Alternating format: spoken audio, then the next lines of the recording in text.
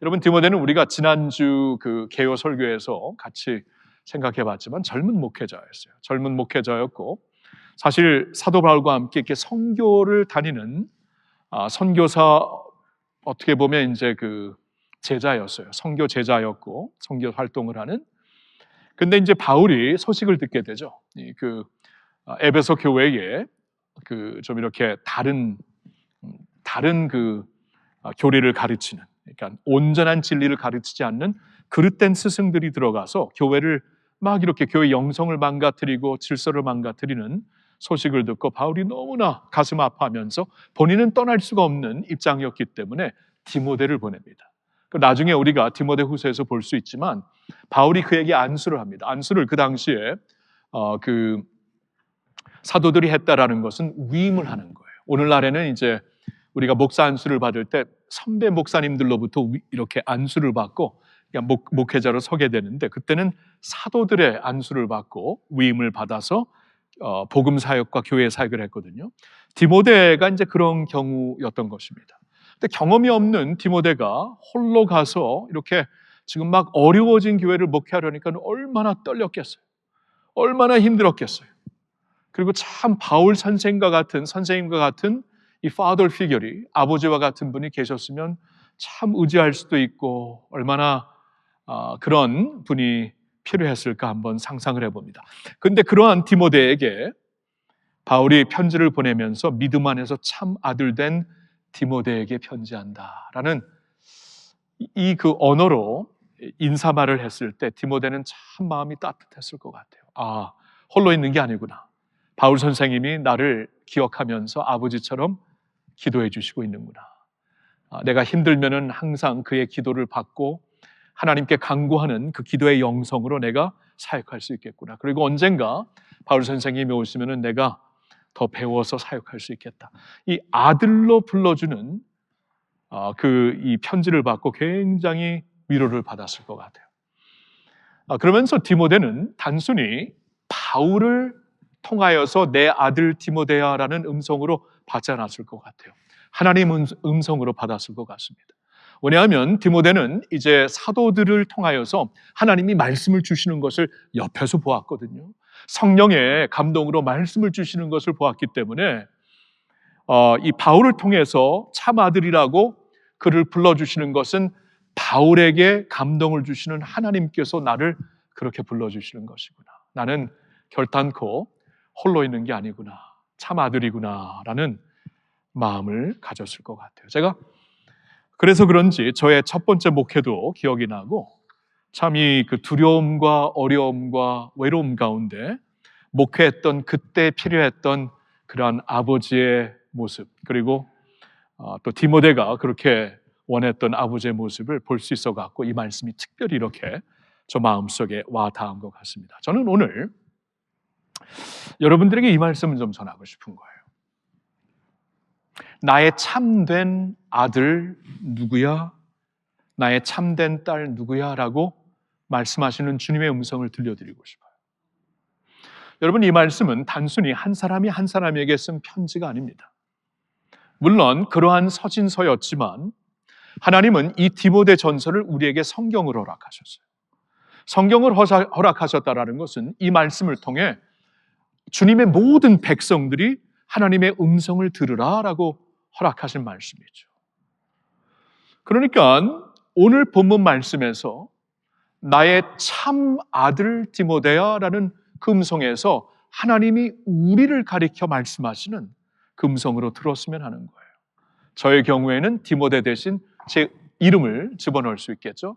나의 참된 아들 승우가. 이런 하나님이 여러분들을 불러주시는 것이라면 우리는 어느 상황에, 어느 환경에 서 있든지 결단코 외롭거나 쓸쓸하거나 두려워할 필요가 없는 것이에요.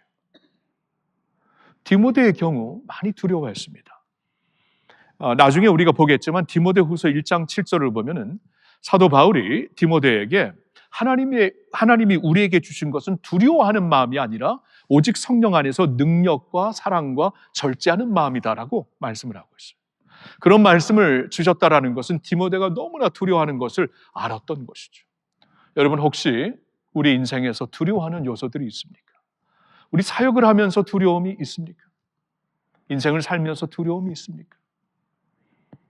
너무나 쓸쓸하고 외롭게 홀로 서서 살아가는 여러분들의 상황입니까?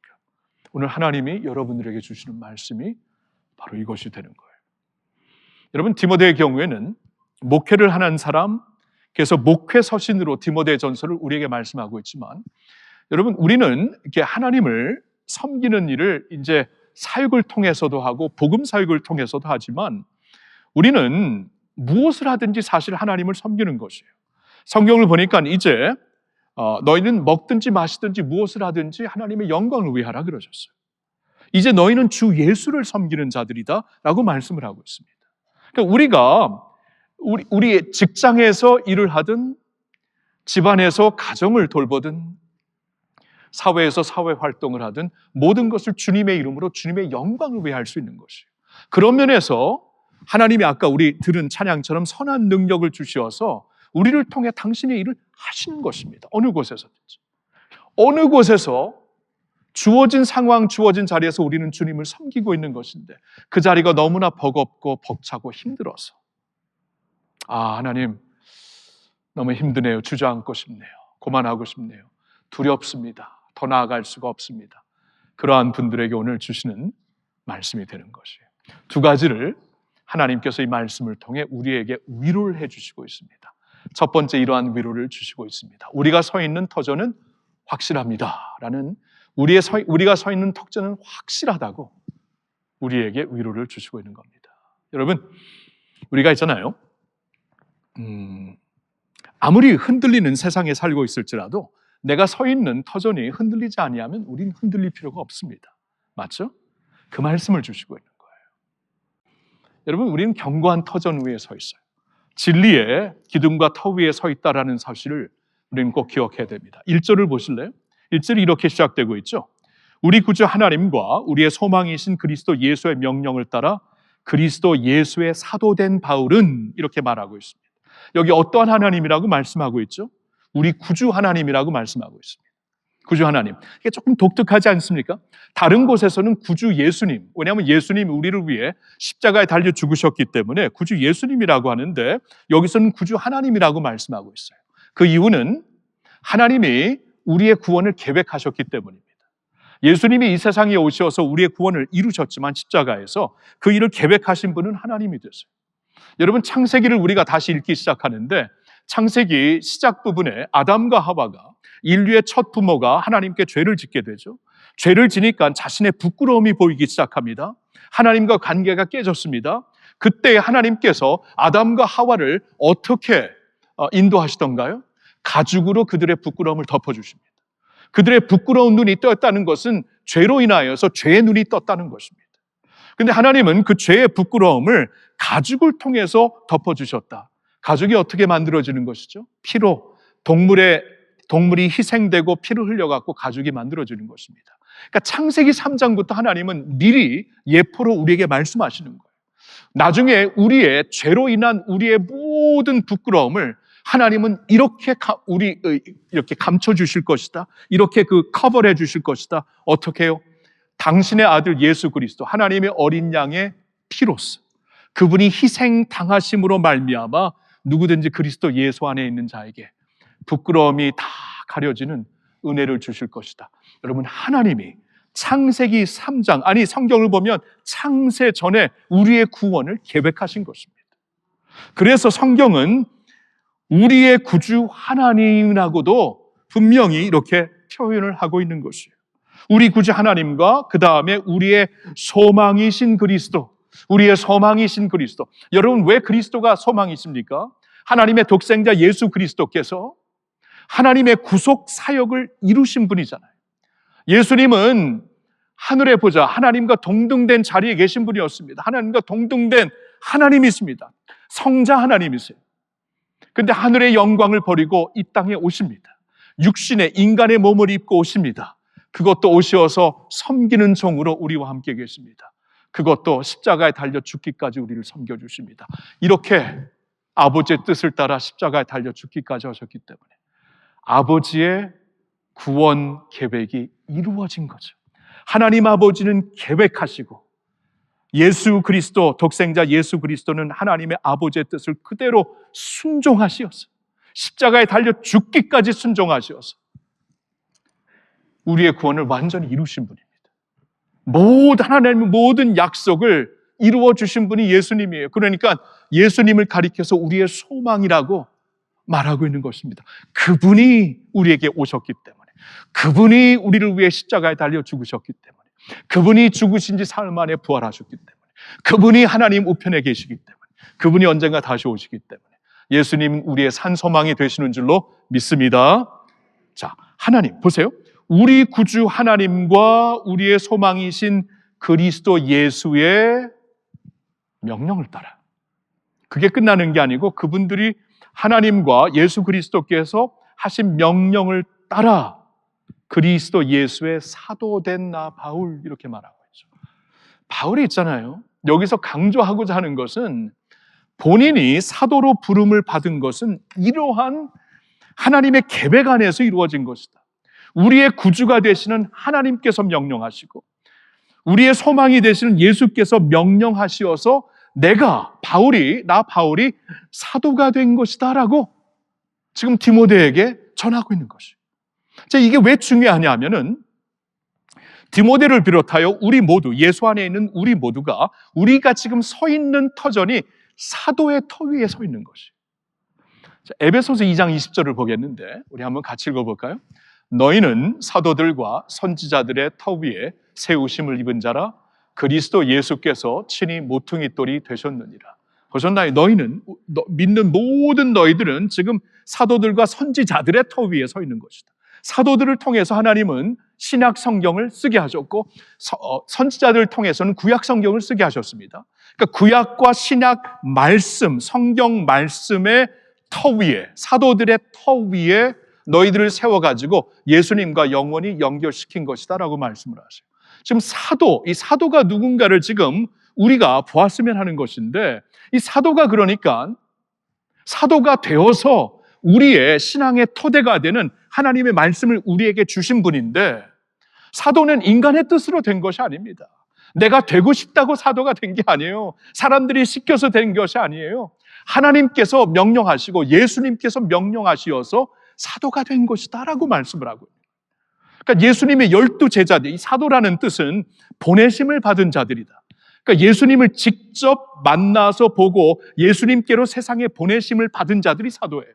그런 자들이 누구입니까? 12 사도들이 있었고 12 중에 한 사람 가룟 유다는 예수님을 배반하고 죽었기 때문에 그 대신 마띠아가 그 자리를 대신하게 되었고, 그리고 또 성경을 보면은 예수님의 아우 유다 그리고 야고보가 사도, 예수님께 직접 보내심을 받은 자들이기 때문에 사도였고, 그분들이 쓰신 서신 야고보서와 유다서가 성경에 있는 것이고, 요한복음 14장 사도행전 14장 14절을 보면은 바나바가 또한 사도라고 하고, 그리고 또한 바울이 사도인 거예요.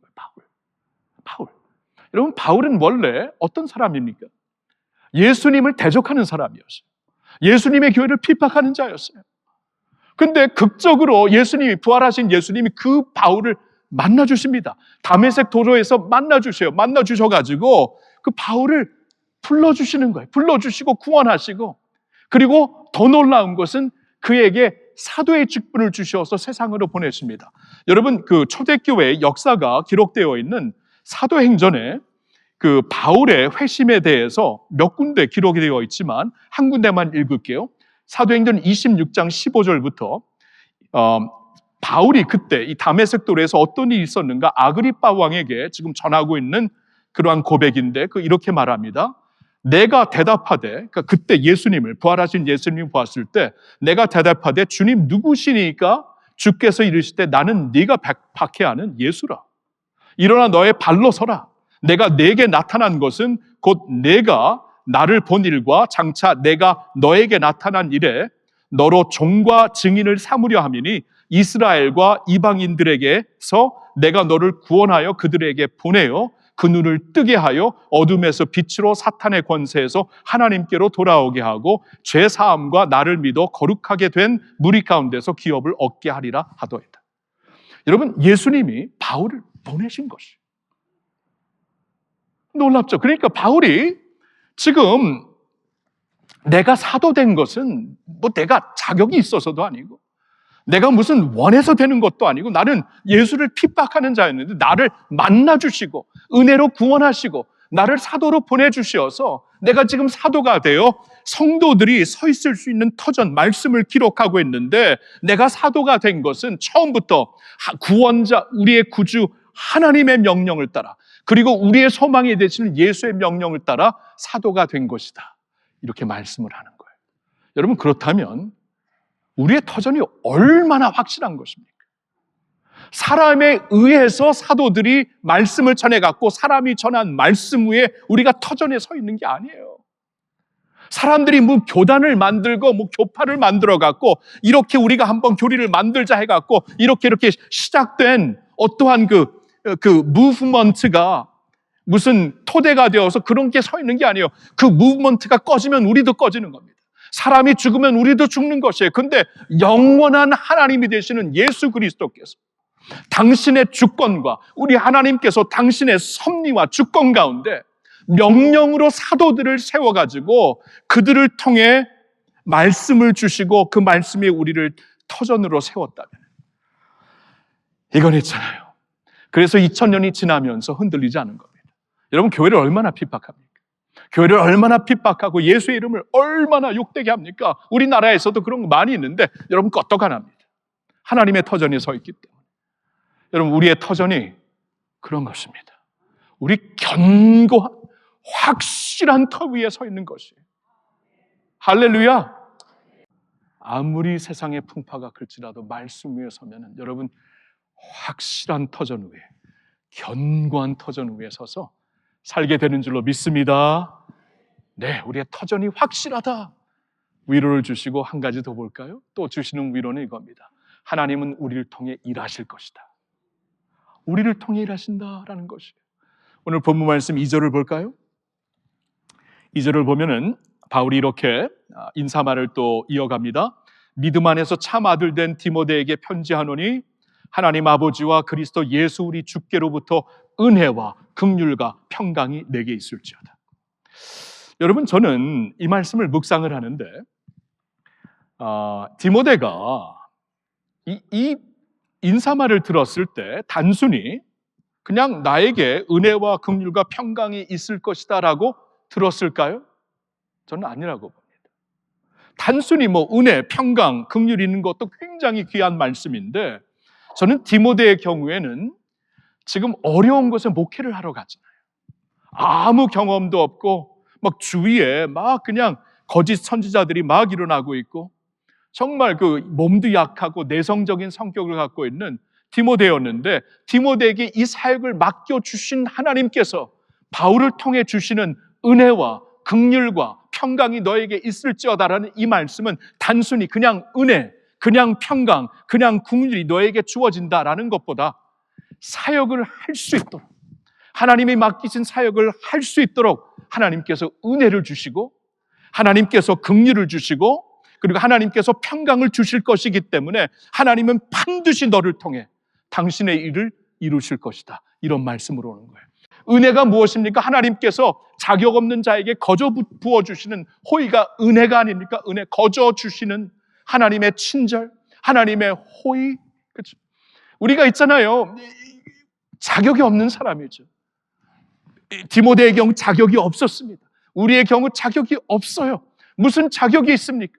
하나님의 몸된, 주님의 몸된 교회를 섬길 수 있는 자격이 어디 있습니까? 하나님의 말씀을 대언할 수 있는 자격이 어디 있습니까? 공부했다고요? 천만에. 공부했다고 자격 주어지는 게 아닙니다. 자격이 없어요. 하나님이 은혜로 주시는 거예요. 은혜로. 은혜를 주셔서 감당하게 하시는 것이죠. 디모데 전서를 쓰고 있는 바울의 경우 그는 예수를 핍박하는 자였습니다. 교회를 짓밟는 자였습니다. 근데 그를 예수님께서 불러주셨어요. 불러주시고 구원하시고 당신의 백성으로 만들어주시고 사도로 이렇게 보내주셨어요. 이걸 어떻게 이해를 해야 돼요? 은혜가 아니면 이해가 안 되잖아요. 하나님을 핍박했던 자였는데, 예수의 이름을 짓밟았던 사람인데 나를 어떻게 구원하시고 당신의 사도로 만들어 주신 것인가? 은혜죠, 은혜. 그러니까 사도 바울은 내가 나 된 것은 하나님의 은혜로다. 은혜뿐이 없다. 은혜 위에 은혜를 주신 것이다. 자격이 없는 자에게 은혜를 주시어서 사명을 맡겨주시니까 우리가 주의 일을 하는 것이죠. 교회에서도 할 수 있고 집에서도 할 수 있고 우리의 일터에서도 할 수가 있는 것입니다. 그러니까 여러분, 자격 없는 자신에 집착하지 마십시오. 부족한 자신에 집착하지 마십시오. 어차피 우리 다 부족합니다. 그리고 하나님은 부족한 사람들을 써요. 부족해야 사실 사용받을 수 있습니다.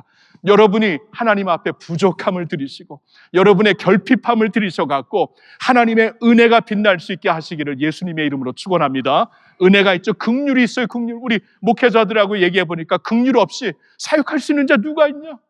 왜냐하면 우리 다 있잖아요. 하나님 앞에 너무나 죄송한 게 많아요. 하나님 앞에 너무나 이 양심의 가책이 되는 게 너무나 많습니다.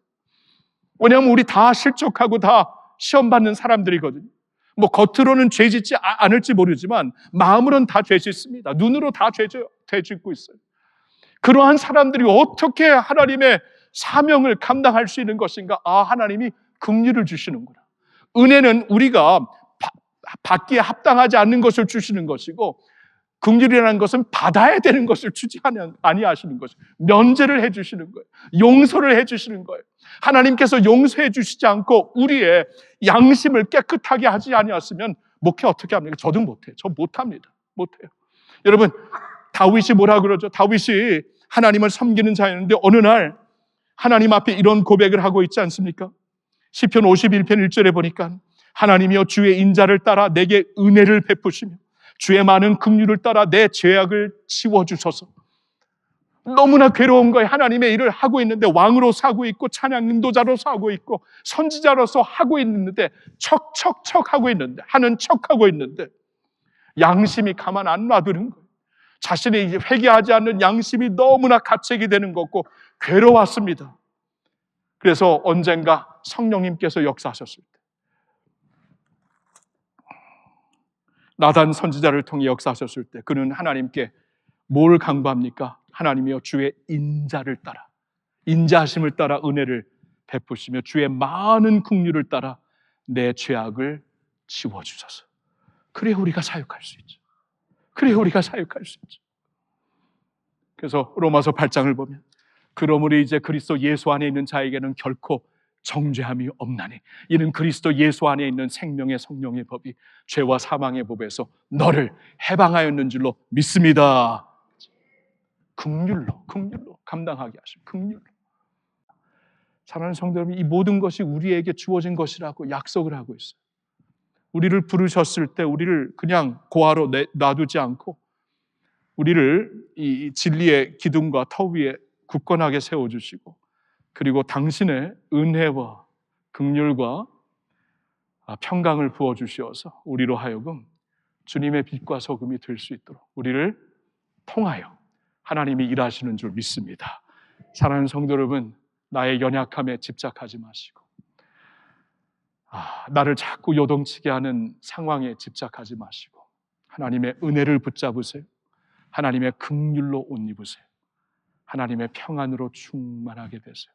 그래서 여러분 주어진 그 자리에서 하나님의 귀한 은혜의 사신들이 되시기를, 하나님의 귀한 평강의 도구가 되시기를 우리 주 예수님의 이름으로 축원합니다.